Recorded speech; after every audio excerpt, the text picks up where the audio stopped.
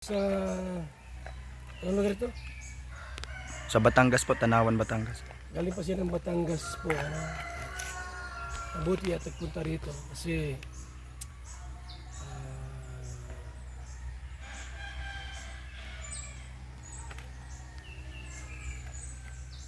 anak ni Nanay Susan, panganay,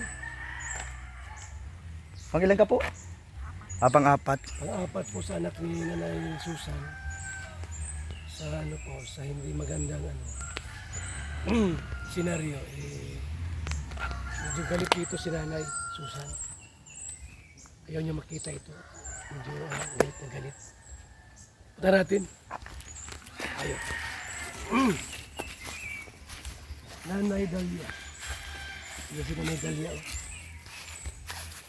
Araw-araw po. Hindi pala itaga Sa kanang listing ngayon? Sa Batangas po. Batangas. Batangas. Matagal na sa Batangas. Matagal na. Matagal na siya sa Batangas. Taga doon yung mo? Asawa? O doon ka nagtrabaho? Doon din po ako nagtrabaho, doon din po ako nakapag-asawa. Nakapag-asawa. Ilang taon ka na po ngayon? Magpo-40 po. Ako 40. Dalia ang pangalan niya po, Dalia. Pangilan si sino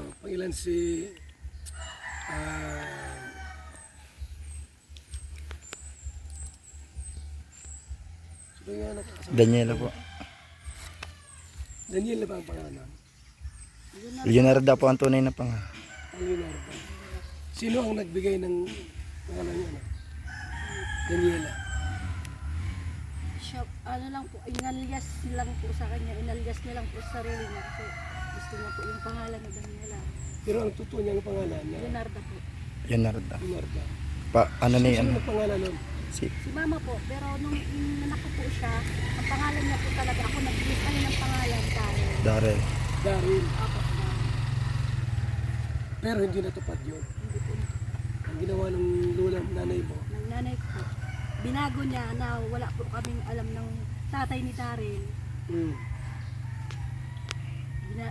Pinarehistro niya po sa pangalan at apelyido nila. ilang taon o ilang buwan na si Daniela o Leonardo ay nasa mama mo? Mga kasi po nung 3 buwan dinala po kami ni Mama sa sa Tagkawayan. Tapos po umuwi kami ulit ng 4 na buwan sa Sur. Tapos nagkakalabuan na po kami ng papa niya kasi po si Mama hindi po yung papa ni Daryl sa kanya. Wala man daw pong ipapakain sa akin. Umalis po yung tatay ni Daryl. Tapos ba't napunta si Daniela kay nanay mo? Siya nag-alaga siya. Ano po, sabi ni Mama sa akin, magtrabaho daw po ako para may pangtustos daw akong pangpagatas sa aking anak. Kaya kahit po hindi bukalas ng loob ko na umalis, nagtrabaho po ako para sa anak ko. Ang ilang anak mo ba si Daniela? Panganay ko po siya. Panganay mo Panganay. po siya. Siya po yung pinakapanganay ko. Sabi ng mama mo, 13 ang anak mo. Opo, hindi ko po pagkakaila yun.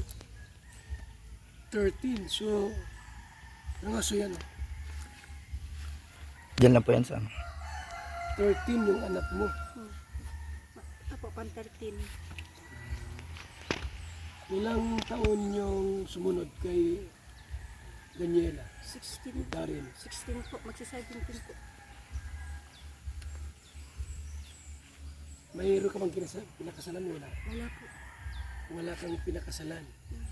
Doon sa 13 na anak niyo po, ilan yung naging boyfriend mo, asawa mo? Sabi ni nanay mo, 5 daw. Hindi po. Ilan? 3 lang po. Pangatlo ito o pang-apat? Pang ano ko po yan, si Rodel, 2. Yung dalawang bata na yun, si Daryl tsaka si Daryl tsaka si Rayan, iisa po ang ama. Nasaan na ngayon yun? Nasaan na Si yun? Rodel po, Hmm. na may asawa na din po, may pamilya na. Okay. Hindi kayo kasal noon? Hindi po. Pangalawa, sino yung Si lalaki? Arman po na taga Batangas. Ilan yung anak mo doon? Ang anak ko po doon ay 6. Nasaan yung anim mo anak? Nandun po sa kanya.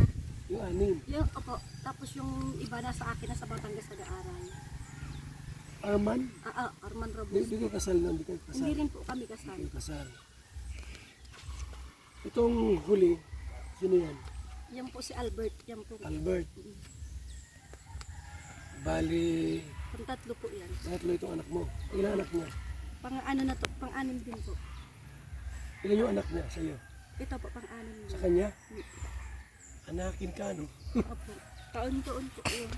Gandang lahi. Ang mga sa baboy ay 30 ng suso. Wala kang pinakasalan. Ikaw ay isa pa rin ano, single. Ba't di ka nagpakasal kahit isa man lamang sa kanila? Eh, paano po kasi si mama, pag nakikisama na po ako, kagaya po ng tatay ni Daryl, pinipilit po nila akong makipaghiwalay. Paghiwalay naman po, yun lang yung sasabihin niya sa akin. Tapos, May anak ka raw na ibininta.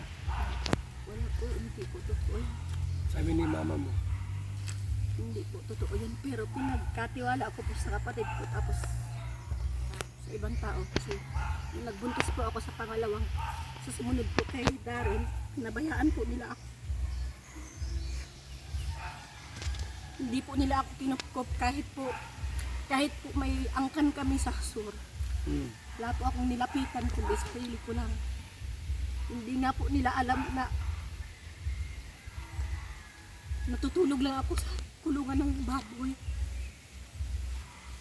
Kasi wala po sa akin kumupkop ng mga oras na yun. Tapos po nung malapit na po akong manganak, naghanap po ako ng taong pwede kong pagkatiwalaan sa anak ko. Ang ilang anak mo yun? Pangalawa po, sumunod po yung kay Daryl. Yung kay Daniela. Sumunod po yung kay Daryl, yung kay Daniela yung... Bakit yung una mong asawa ay ano, nagkahiwalay kayo? Nagkahiwalay po kami, pinaghiwalay po kami ni mama kasi daw po wala pong mapapala. Hmm. Tapos po nagkabalikan kami ulit, nabuntis po ako ulit. Tapos iniwanan po ako, nagkahiwalay po kami ulit kasi nag-training po siya magsundalo. Hmm. Nagloko naman po tong tatay ni Daryl Hmm. kasi po nalaman niya na kinukuha niya sa amin si Daryl. Hmm. Ay nagpunta po si mama sa lugar ng aking tatay ni Daryl.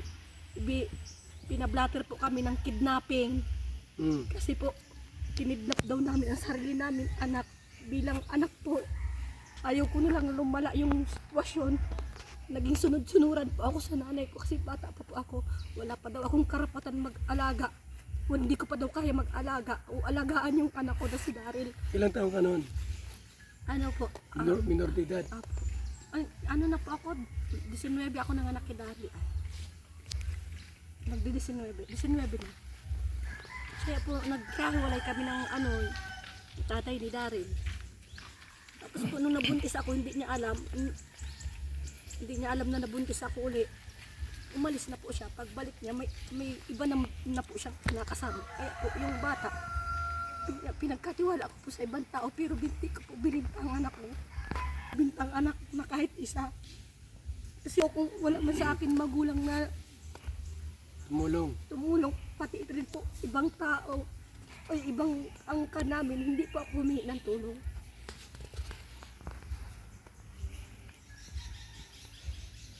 Sa pangalawang asawa mo, 6 ang anak mo. Opo, yun. Yung po, si Arma naman, pumunta po ako sa Batangas magtatrabaho para po kay Daryl. Nakilala ko naman po yung tatay ni Jande. Hindi ko naman po akalain may bisyo. Saka po, Pero naka-6 kayong anak ha? opo. Ba't di mo yung pinakasalan? dapat po magpapakasal kami, emergencyhan din kung yung tita niya, si Tia Selly, yun dapat po ang magpapakasal sa amin. Pumunta po ng ibang bansa, kaya hindi rin po kami natuloy. Pumunta rin po yan doon si mama. Ba't kayo nagkahiwalay? Kay Arman. Nanakit po. Tsaka hindi rin po gusto nila mama yun. Pag ako po may kinakasamang, Pero naka-anim kayong anak. opo, 6. ay 5 lang po pa. 5? 5 Pala. po. Si John Days. Dalawa. Ito na. Itong kay sa huli. Ito po, ano din, anim. Pang-anim sa kanya. Matay mo pakasalan niya. Gusto po, pero wala pa po kaming budget. Hirap din lang po kami. Wala rin po kaming sariling Anong trabaho niyan? magsasabong po yan, pa extra lang. Magsasabong? Opo, nagsasabong-sabong lang. Hindi man trabaho, bisyo man yan. Galagang manok yung sa Ano lang mga... siya, parang ano lang yung mag-handler, magbubutaw, tapos commissioner lang, commission lang po. Kung may nananalo, kakaroon siya ng Wala siyang ibang trabaho na pinagkakakitaan. wala po. Wala pong trabahong iba. Yun, 6 na ang anak mo dyan, 6 na. opo. Kasi yung ibang anak niyo na sa kanya. Andun po 3, tapos yung 2 na sa Batangas po kasi nag-aaral po kinder at grade 1. Anak mo ay 13. Ano pala ang panganay? Daniela, no? Si Daniela. Daryl. Or Leonardo. Leonarda. Sa totoong buhay. Ibang klase ang kwento mo ate sa buhay ng may pag-ibig mo. Masalimuot. Hindi lang Kala po ko na siguro kanya. pinagpala. Tsaka sa magulang, mananay ko din po. Bakit talaga, kung ano man pong gusto niya noon sa atin talaga, yun kailangan masunod. Mayroon bang sariling magulang na mas gustuhin niya maging puta ako kaysa maging maayos ang buhay ng anak niya? Ang magulang, kung gusto niya na naging maayos. Siguro the time na medyo ka, umibig po kayo, baka napansin niya na lalaki ay parang ibang kilos, ibang galaw. Baka doon pa lang napansin niya na baka hindi tatagay. Yan, nangyari na nga sa inyo. Walang magulang na para ipapahamak po kayo. Baka na tayo matigas ang ulo mo. Bilang kabataan. Siguro, masasabi ko lang po siguro, Anong gusto mo? Sige. gusto po ng magulang ko talaga pag ako po may nakakasama. Talagang gusto niya po kasi mag-abroad ako, mag-Japan po, promotion. Hindi man po ako pinagpapala.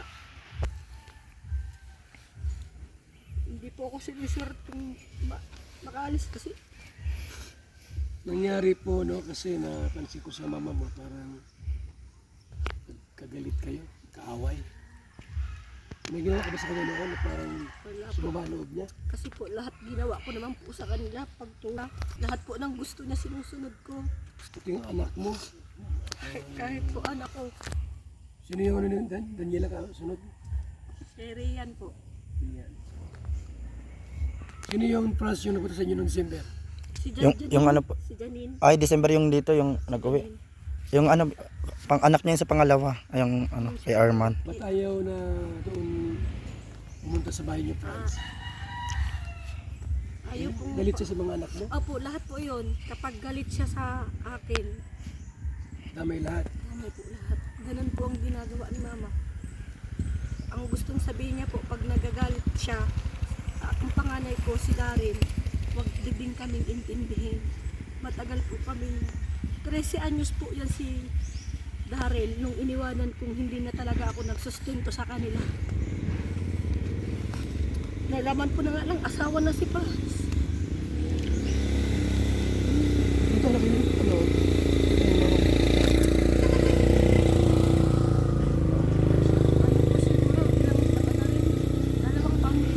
Dalawang taon lang po siguro kasi nung nagpuntok po Sino? Si mama po, pinasok ko sa akin yung amo. Kailan lang? Ano lang po, nung bago lang kayo magkaasawahan ni Nini, na nagsusumbong siya sa akin na lagi daw itong Gaano lang katagal yung galit sa'yo, mama mo? Ilang Hindi taon na? ko nga po alam kung bakit nagalit sa akin yun. Basta nung nung simula din po nung Ayaw ko umalis. makita. Ganun. Da- Sobrang galit. Bakit yan? Hindi ko po alam talaga kung anong kinagalit niya sa akin. Ang kinagagalit niya sa akin. Basta nung nagpunta po siyang Pasko kila Ate Darlene, bigla niya na lang akong pinagmumura tapos binato ako ng laruan. Hindi ko po talaga alam kung anong ikinagalit sa akin ng aking ina. At lagi niya pong sinasabi sa mga kapatid ko na kahit kailan daw po hindi niya ako mapapatawad. Saka pag namatay daw po siya, babangon siya para palayasin daw ako. Babangon daw siya sa kabaong para palayasin ako. Yun po ang lagi niyang sinasabi sa akin. Kahit kailan hindi kita tatanggapin na anak, sinusumpa niya daw po ako. At kahit kailan gagapang daw po ako, parang uod sa sobrang hirap. Nung napangasawa ko po yung pangatlo na yan, talagang dyan na po naging ano sa akin na iba na yung sinasabi niya sa akin. Kaya po nagtataka ako kung bakit nagagalit na siya sa akin, hindi ko alam. Tapos pinagbabawalan niya po akong pumunta sa anak ko. Kahit gusto namin magkita mag-ina, kahit po sa cellphone pinagbabawalan ako na magkita kami ni Daniela. Pero siyang malalim na galit sa'yo. Sabi nga po nila,